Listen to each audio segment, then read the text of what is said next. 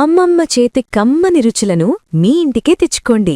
అమ్మమ్మాస్ స్వచ్ఛమైన ప్రేమ, కమ్మని రుచి.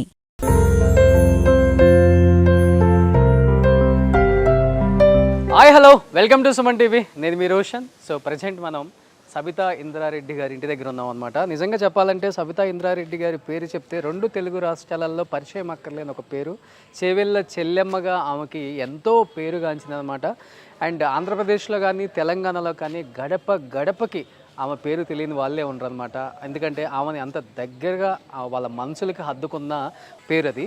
సో ఎందుకంటే రాజశేఖర రెడ్డి గారికి ఎంతో ఇష్టమైన చెల్లెలు. అంటే రాజకీయాలలో రక్త సంబంధాలకి విలువలకి అండ్ చాలా తక్కువ వాల్యూస్ ఇస్తారు. కానీ ఆ రోజుల్లో వీళ్ళిద్దరే అన్నా చెల్లెల అనుబంధం చూస్తే ఇలా కదా అన్నా చెల్లెల అనుబంధం ఉండాల్సింది, ఇది కదా నిజమైన అన్నా చెల్లెల ప్రతీక అని చెప్పేసి చాలామంది కూడా అనుకున్నారనమాట. ఎస్, ఇప్పటి వరకు కూడా ఎవరు సబితా ఇంద్రారెడ్డి గారి కోటను చూపించలేకపోయారు. అండ్ ఈరోజు నేను వాళ్ళ పర్మిషన్ తీసుకొని ఈ కోటను చూపిస్తున్నాను అనమాట. ఎందుకంటే దీంట్లో చాలా సెంటిమెంట్స్ ఉన్నాయి. వాళ్ళ హస్బెండ్ ఇంద్రారెడ్డి గారు ఎంతో కష్టపడి కట్టిన ఇల్లు కాబట్టి ఆమె 3 సార్లు మంత్రిగా చేశారు, ఆయన 2 సార్లు మంత్రిగా చేశారు. అయినప్పటికి కూడా వాళ్ళు ఏ జూబ్లీ హిల్స్, బంజారా హిల్స్ పెద్ద పెద్ద కోటలు కట్టలేదండి. అంటే వాళ్ళు కష్టపడి కట్టుకున్న ఆ ఇంట్లోనే ఇప్పటి వరకు కూడా ఉంటున్నారు. అండ్ ఈ ఇల్లు కట్టేటప్పుడు కూడా ఫౌండేషన్ వేసే రోజు కూడా ఆమె 20 తులాల బంగారం తాకట్టు పెట్టి మరీ స్టార్ట్ చేశారని చెప్పేసి నాకు వేరే వాళ్ళ దగ్గర బంధువు ఒక ఆయన చెప్పారనమాట. అలాంటి ఒక ఇంటిని ఈరోజు చూపించబోతున్నాం అనమాట. అండ్ సబితా ఇంద్రారెడ్డి గారు అంటే రాజకీయాలలో ఎలా ఉంటుందంటే అధికారంలో ఉంటే ఒకలాగుంటుంది, అధికారంలో లేకపోతే ఒకలాగుంటుంది అనమాట. బట్ ఈమె మటుకు ఎప్పుడు దానికి భిన్నంగా ఉంటారు. అధికారంలో ఉన్నా అధికారంలో లేకపోయినా కానీ ఎప్పుడు కార్యకర్తలతో ఆమె అభిమానులతో ఇల్లు అయితే కిక్కిరిసిపోతుంది. ఒకసారి చూడండి, ఎక్కడ చూసినా కానీ బయట లోపల ఇటు లోపల ప్రతి చోట కూడా సబితమ్మ కోసం వచ్చేవాళ్ళు, సబితమ్మ ప్రేమ కోసం వచ్చేవాళ్ళు, సబితమ్మ అధికారంలో ఉన్నా లేకపోయినా కానీ మా సబితమ్మ అని ప్రేమతో వచ్చేవాళ్ళే ఎక్కువ మంది కనిపించారు మనకి. అండ్ ఒకసారి చూస్తే ఆమె మంత్రిగా ఉన్నప్పుడు ఎలా వైభోగం ఉందో ఇంటి దగ్గర సేమ్ అదే ఒకసారి లోపలికి వెళ్తే మీకు అర్థమవుతుంది. అండ్ ముఖ్యంగా ఇన్ని సంవత్సరాల ఆమె జర్నీలో ఎన్నో తీపి జ్ఞాపకాలు ఈ ఇంట్లో గోడలకి పదిలంగా అలానే ఉంచుకున్నారు. నాకైతే ఇంటి లోపలికి వచ్చే ముందు బాగా నచ్చింది ఇక్కడ ఇంద్రారెడ్డి గారు కావచ్చు, రాజశేఖర రెడ్డి గారి ఫోటో కావచ్చు. ఒకసారి చూస్తే మీకు అర్థమవుతుంది. అంటే అన్న మీద ఉన్న ప్రేమ ఇంటి లోపలికి వచ్చేటప్పుడు ఎంట్రన్స్లోనే పెట్టుకున్నారనమాట. సో సబితమ్మ అయితే అక్కడ బిజీగా ఉన్నారు. ఒకసారి కార్యకర్తలతో చాలా అరుదుగా చూస్తాం. అధికారంలో ఉన్నా లేకపోయినా ఎప్పుడు కూడా ప్రజలతో మమేకమై ప్రజల ప్రేమాభిమానాలు పొందారు కాబట్టి ఆమె ఈ స్థాయిలో ఉన్నారని చెప్పుకోవచ్చు అనమాట. ఒకసారి చూస్తే ఆమె జర్నీ కాంగ్రెస్ పార్టీలో ఎలా స్టార్ట్ అయింది అండ్ ఇప్పుడు తన ఉన్న పార్టీ కావచ్చు, ఏదైనా కావచ్చు, పార్టీలు ఏదైనా కానీ గెలుపు అనేది ఎప్పుడు కూడా ఆమెకి తథ్యమే అనమాట. బట్ ఇక్కడి నుంచి చూడండి, ఒకసారి అర్థమవుతుంది మీకు పూర్తిగా. సో ఇంద్రారెడ్డి గారు అండ్ ఇక్కడ రాజశేఖర రెడ్డి గారు అండ్ ఇక్కడ అంటే ప్రతిదీ కూడా ఇక్కడ రాఖీ కట్టేటప్పుడు రాజశేఖర రెడ్డి గారితో ఉందన్నమాట. చేవెళ్ళ చెల్లెమ్మ ఇక్కడ చూడమ్మా, చల్లంగా ఉండమ్మా, ఇవన్నీ కూడా అంటే తీపి జ్ఞాపకాలు చాలా తక్కువ. అంటే రాజశేఖర రెడ్డి గారు ఎలాంటి ప్రోగ్రామ్ స్టార్ట్ చేసినా కానీ చాలా సెంటిమెంట్గా ఫీల్ అవుతారు. అండ్ అక్కడి నుంచే స్టార్ట్ చేస్తారనమాట, చేవెళ్ళ నుంచే స్టార్ట్ చేస్తారు. చేవెళ్ళ చెల్లెమ్మ సబితా ఇంద్రారెడ్డి గారు అంటే అంత ప్రేమ ఆయనకి. బట్ చూడండి, రాజశేఖర రెడ్డి గారిని అండ్ వాళ్ళ హస్బెండ్ని, ఇటు పక్క అన్నని అటు పక్క భర్తని ఇద్దరిని కూడా హాల్లోకి రాగానే ఎంట్రన్స్లో ఇదే కనిపిస్తుంది మీకు. ఓకే, ఇవన్నీ చూడండి, ఆమెకు వచ్చిన కొన్ని మెమెంటోస్ కావచ్చు. ఇవన్నీ కూడా ఎన్నో పర్యాయాలు మంత్రిగా చేశారు భార్యాభర్తలు ఇద్దరూ కూడా. ఎప్పుడు ఇంటర్వ్యూకి వచ్చినా కానీ మా నాన్న ఎప్పుడు అడగలేదు, ఎంత పెద్ద వాళ్ళ దగ్గరికి వెళ్ళినా కానీ. ఫస్ట్ టైం నేను ఇంటర్వ్యూకి వచ్చేటప్పుడు సబితా ఇంద్రారెడ్డి గారు అనగానే నాకు చాలా ఫేవరెట్ పొలిటీషియన్ అని చెప్పేసి అన్నారనమాట. నేను రాగానే అమ్మకి చెప్పగానే మాట్లాడదా ఉన్నారు. అమ్మ, మా నాన్నగారు. నమస్తే అండి. నమస్తే నమస్తే, బాగున్నారా? అదే మీ గురించి గుర్తు చేస్తుంటే ఒకసారి మాట్లాడించమన్నా, అందుకని. ఎందుకు అంత ఇష్టం మీకు సబితా ఇంద్రారెడ్డి గారు అంటే?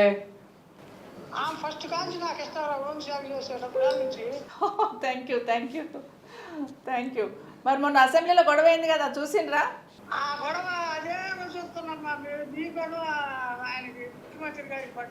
ఏమంటో కరెక్ట్ మాట్లాడిండా మరి మొన్న ఆయన? బాధ అనిపించిందా నీకు? అక్కడ అందరూ ఒకసారి అంత ఇదిగా మాట్లాడుతున్నారు, బాధ. Thank you.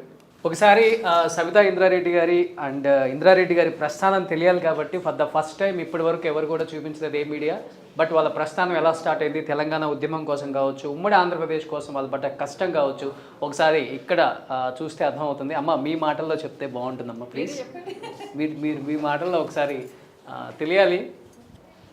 సో ఫస్ట్ పైన మా వారు ఫస్ట్ మంత్రిగా ప్రమాణ స్వీకారం. ఓకే, 31 yearsకి మంత్రి పదవి వచ్చింది. అవును ఇక్కడ ఫస్ట్లో ఓకే, లేబర్ మినిస్టర్గా, తర్వాత విద్యాశాఖ మంత్రి కూడా అప్పుడే చేశారు. తర్వాత హోమ్ మినిస్టర్గా చేశారు ఎన్టీ రామారావు గారి సెకండ్ గవర్నమెంట్లో. ఓకే, తర్వాత నేను ఫస్ట్ మంత్రిగా మైన్స్, తర్వాత రెండోసారి రాజశేఖర రెడ్డి గారి మంత్రివర్గంలో హోమ్ మినిస్టర్. భారతదేశంలోనే మొట్టమొదటి హోమ్ మినిస్టర్ సబితా ఇంద్రారెడ్డి గారు. తర్వాత కిరణ్ అన్న దాంట్లో రోషయ్య గారు ఓకే చేశాం కదా. తర్వాత కేసీఆర్ గారు విద్యాశాఖ మంత్రి, విద్యాశాఖ మంత్రి, తొలి మహిళా మంత్రి. తొలి మహిళా మంత్రి. అన్ని కూడా అన్ని క్రెడిట్స్ అన్ని కూడా ఆమెకే అనమాట, ఆమె ఖాతాలోనే చేరాయి. మా వారి మధ్యలో కొన్ని రోజులు తెలంగాణ మూమెంట్ నడిపించారు. ఓకే, ఎన్టీ రామారావు గారు చనిపోయిన తర్వాత, ఎన్టీ రామారావు గారు చనిపోయినప్పుడు, ఎన్టీ రామారావు గారు పదవి నుండి దించినప్పుడు మా వారు హోమ్ మినిస్టర్. అవును. సో చంద్రబాబు నాయుడు గారితో వెళ్లకుండా ఎన్టీఆర్ గారితోనే ఉన్నారు. 8 నెలలే హోమ్ మినిస్టర్ చేశారు. అవును. పదవి నాకు అక్కర్లేదని చెప్పేసి ఎన్టీఆర్తోనే ఉన్నారు. అవును. తర్వాత ఎన్టీ రామారావు గారు చనిపోయిన తర్వాత తెలంగాణ, ఆ రోజు నిద్రపోతున్న తెలంగాణ వాదని తట్టి లేపారు మా వారు. అసలు తెలంగాణ అనే పదం మాట్లాడడానికి భయపడుతున్న సందర్భం అప్పుడు. అట్లాంటి టైంలో అలాంటి వాళ్ళందరినీ పిలిచేవాళ్ళు ఇంటికి. ములాయం సింగ్ యాదవ్ గారు, అమర్ సింగ్ గారు, జయశంకర్ గారు ఎన్నోసార్లు వచ్చారు. ఓకే, పెద్ద పెద్ద వాళ్ళందరూ వచ్చి తెలంగాణ కోసం మాట్లాడుతూ ఉండేవాళ్ళు. చెప్పాలంటే వంట చేసి వడ్డించిన అదృష్టం నాకు మీకు దక్కింది. మనం తమిళనాడులో అన్నా దొరై గురించి చెప్పుకుంటాం, ఆయనలాగా అనమాట ఈయన ఇక్కడ తెలంగాణలో. అంటే తక్కువ చిన్న వయసులోనే చనిపోయారు కాబట్టి ఇప్పుడున్న ఈ తరానికి తెలియకపోవచ్చు ఆయన గొప్పతనం, ఆయన ఏం చేశారో తెలంగాణకి.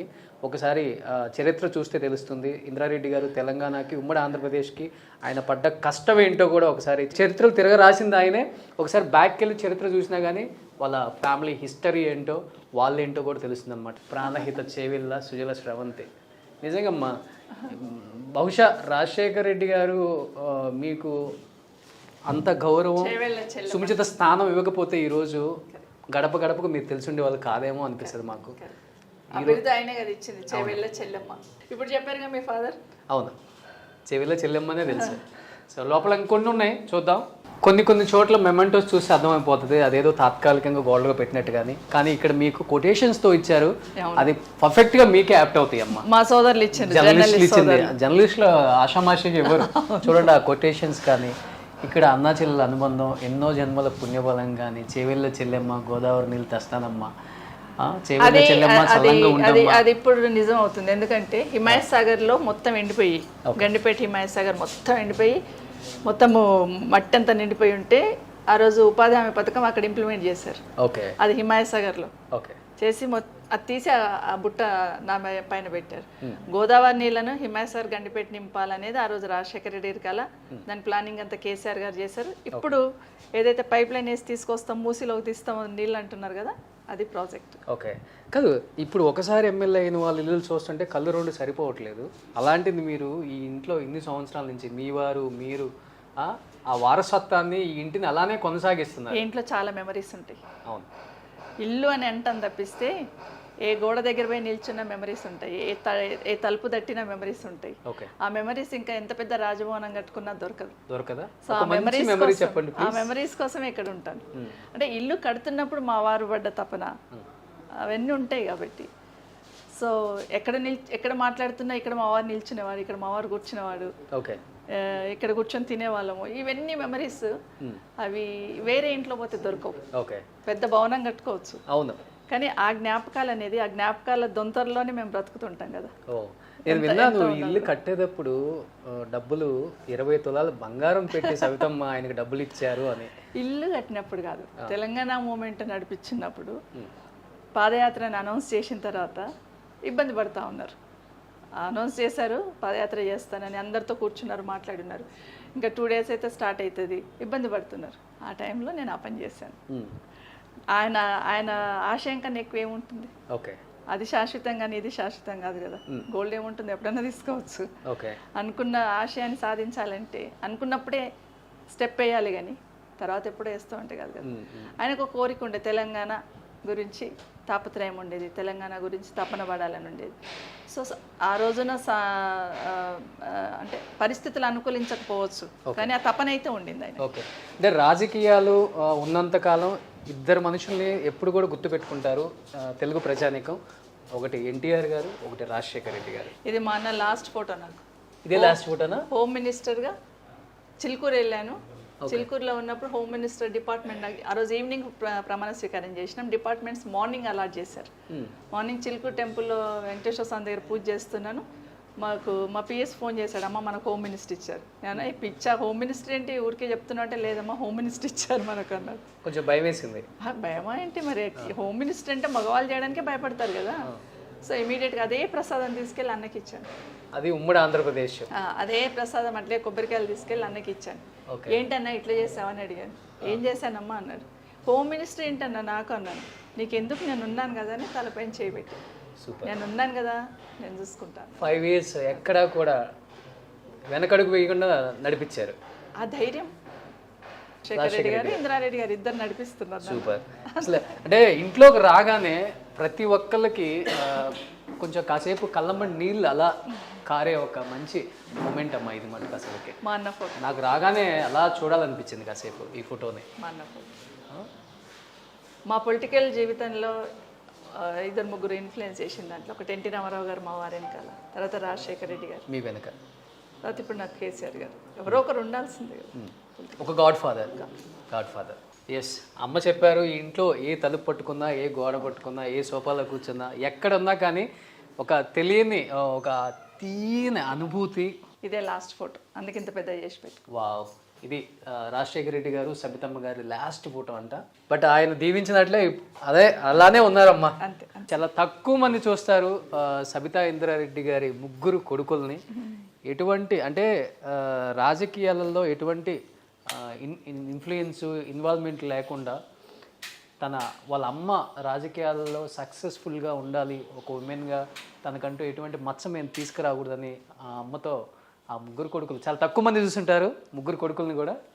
ఒకసారి చూడండి మీరు. కార్తిక్ రెడ్డి గారు కొంచెం తెలిసి ఉంటుంది, బిఫోర్ చేవల్ ఎంపీగా కంటెస్ట్ చేశారు కాబట్టి. మిగతా ఇద్దరిని కూడా ఎవరు చూసుంటారు నాకు తెలిసి. ఆ ఫోటో చూడగానే ఒక భరోసా ఉంటుంది. ఆ 2 చేతులు చూడండి మా అబ్బాయిలు ఎట్లా పట్టుకున్నారు నన్ను. ఓ ఓకే, అటు నుంచి కార్తిక్ రెడ్డి గారు, ఇటు నుంచి మా చిన్న బాబు. ఓకే, పేర్లు ఏంటమ్మా? కార్తిక్ రెడ్డి గారు, కార్తిక్, కౌశిక్, కళ్యాణ్. ఏం చేస్తున్నారు ఇప్పుడు? వాళ్ళు బిజినెస్ చేస్తారు. అందరు బిజినెస్లే. ఓకే, ఇంకొకటి చాలా మందికి తెలియదు, సబితా ఇంద్రారెడ్డి గారు ఒక పాపను పెంచుకున్నారు. మా మేనమామ కూతుర్ని. ఎవరికి తెలియదు కదా ఇది? తెలియదు. ఫస్ట్ అమ్మాయి పెళ్ళే చేశాను నేను. ఇక్కడే సిటీలోనే ఉంటుంది. ఓకే, ఆ అమ్మాయి 6 years ఉన్నప్పుడే నాతో వచ్చేసింది. ఇంకా నాతోనే ఉండిపోయింది అట్లాగే. మా వారి గొప్ప మనసు ఏంటంటే, జనరల్గా అమ్మాయి వచ్చేసిన తర్వాత పంపించేస్తుంటే అమ్మాయి వెళ్ళిపోవట్లేదు. అప్పుడు మా వారు అన్నారు, మనకు 3 అబ్బాయిలే కదా, ఆ అమ్మాయి ఒక అమ్మాయి అనుకుందాం, మన అమ్మాయి అనుకుందాం, ఇక్కడే ఉండి ఇక్కడే చదివించు ఓకే అని చెప్పారు. సో అందుకే ఆ అమ్మాయి కూడా నాతోనే. సో కూతురు లేని లోటు కూడా తీరిపోయింది హ్యాపీగా. మల్లారెడ్డి గారు పెద్ద అబ్బాయి వాళ్ళ కోడలు ఉంది కదా, కోడల వల్ల బావమరిది వైఫ్. ఆయన మీ వారి మీద ఇష్టంతోనే కదమ్మా ఇంద్రారెడ్డి కాలేజెస్ కూడా స్టార్ట్ చేసింది. మా మేనల్లుడు చేసి. అదే, ఈయన మీద ఇష్టంతోనే. నిజంగా చాలా మందికి తెలియని కొన్ని ఇప్పుడు మనం రివీల్ చేస్తున్నాం అనమాట. సో ఇది అంటే చూడండి, అప్పటికి ఇప్పటికి ఇల్లు అలానే ఉంది, అదే టీవీ. అంటే ఇది ఒక మెమరీ. పెట్టుకోవచ్చు, పెద్ద టీవీ తెచ్చి పెట్టుకోవచ్చు. అవును, కానీ ఇది ఉండాలి అట్లా. ఓకే, సో అట్లే పెట్టుకున్నాను అన్నట్టు. దీంట్లోనే చూస్తారా మీరు? చూడను కానీ ఉండాలి, అది ఆయన తీసుకున్న టీవీ అట్లాగే ఉండాలని పెట్టేస్తాను అట్లా. ఓకే, ఇంకా వేరే టీవీలు ఉన్నా కూడా ఇది మార్చాను. ఇది ఇంద్రారెడ్డి గారు తెచ్చిందే. అందరు అంటుంటారు పెద్దది పెట్టొచ్చు కదా, మన లేదు ఇదే ఉండాలి అని చెప్తాను. ఇవే మెమరీస్. ఓకే, ఇంకేంటి ఇంద్రారెడ్డి గారు తెచ్చిన మెమరీస్? చాలా ఉంటాయి. అందరు అడుగుతుంటారు ఇదేంటి ఇది పెట్టుకున్నారని, బట్ అది మెమరీ. ఓకే, ఇంద్రారెడ్డి గారికి ఇంట్లో ఇష్టమైన ప్లేస్ ఏంటమ్మా, ఫేవరెట్ స్పాట్? ఇగో ఇక్కడే కూర్చొని తెలంగాణ కోసం డిస్కస్ చేసేవాళ్ళు. ఇక్కడే చైర్స్ వేసుకొని, ఇవే సోఫాలు, అందుకే సోఫాలు కూడా మార్చాం. అప్పటి నుంచి ఉన్న సోఫాలే? అప్పటి నుండి ఉన్న సోఫాలే. సో వారు రాజస్థాన్ వెళ్ళినప్పుడు ఇవి పట్టుకొచ్చారు. సో ఇవి మామూలుగా అయితే కింద వేసేసే కార్పెట్స్ లాగా. సో నథింగ్ డూయింగ్, అసలు ఆయనకి షాపింగే తెలియదు.